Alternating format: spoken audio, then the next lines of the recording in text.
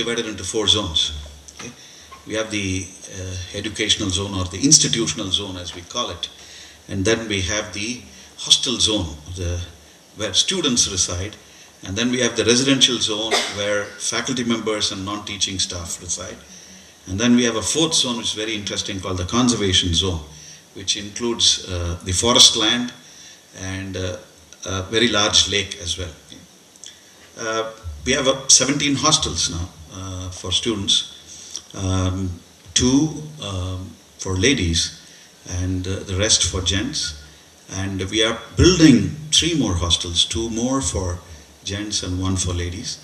Ladies hostel is supposed to be planning for about 550 rooms, additional rooms, single rooms for the students, and about 750 rooms for the gents in the 2 hostels. Our long-term plan is to give single rooms to everybody. Okay? And over the past few years, we've had a mixed policy in terms of housing MBA students. Okay? MBA students have been either placed in a single hostel or they have been distributed across 2-3 hostels. So as of now, the policy is to put them all in the, at least in nearby hostels. That's as far as housing goes.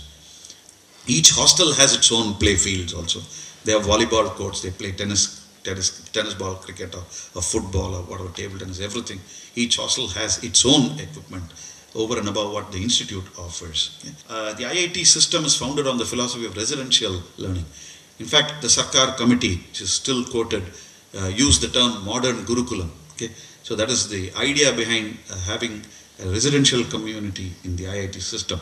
So teachers and students can be together and learn. So there's no 9 to 5 or 8 to 5 stuff here. It's 24/7 by 365 of learning if one wants, and balancing life. I mean, it's all about how you learn to balance life and the kind of systems and programs that we offer you, perhaps in consultation with you also, with the students, to help you balance your life and grow well.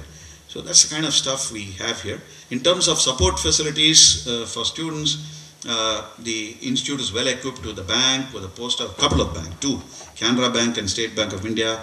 We have got now 6 ATM machines. 1 will be going off. So we will be having 5 ATM machines.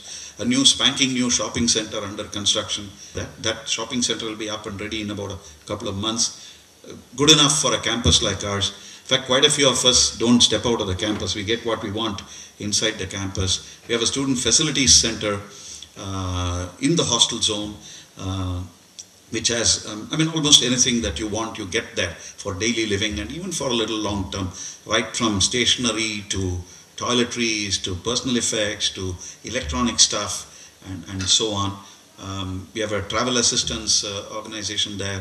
You have a barber shop, you have an ATM machine, you have a patisserie, you have a snacketteria, everything. We have 2 cafeterias. We have 3, you can call them cafeterias or canteens. One of them is called Tiffany's, run by Archana Foods. Then we have a staff canteen, our campus canteen. And on top of that, we have something called Zaitoon, which is run by Zaika.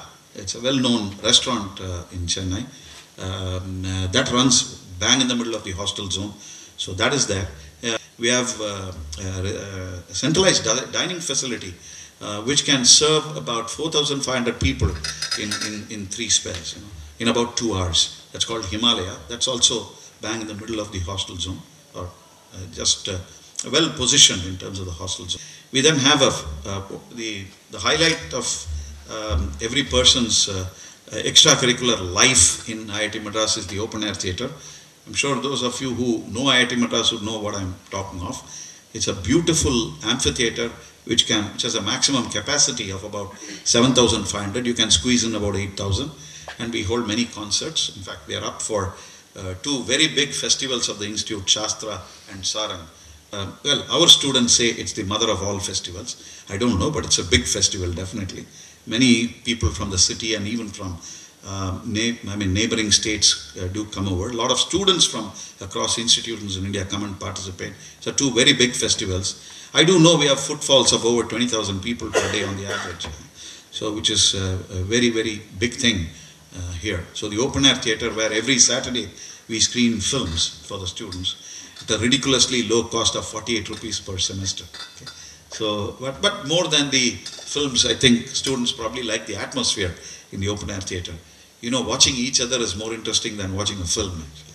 So that's what happens. It's a beautiful place there. So that's about the kind of facilities you can have and the kind of life one can look up to. Hostel life, dining,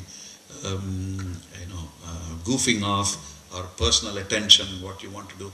We have a primary health care center to take care of medical emergencies and common medical needs, where even minor surgeries are conducted. Minor surgeries. Of course, we have an insurance system by which all students are insured, cashless payment up to $50,000, and if necessary, we have a buffer which can go up to about 1.5 lakhs. Okay, but that's on special cases depending on certain medical assessments and so on. So it's the whole set of support systems that we offer. The campus offers many other things also. That you should discover. Most importantly, we always advise students who come to the campus learn to explore the campus and learn to identify with this campus, because once a person is selected, it becomes a part of your life. Okay? And people have very fond memories of their life in IIT Madras.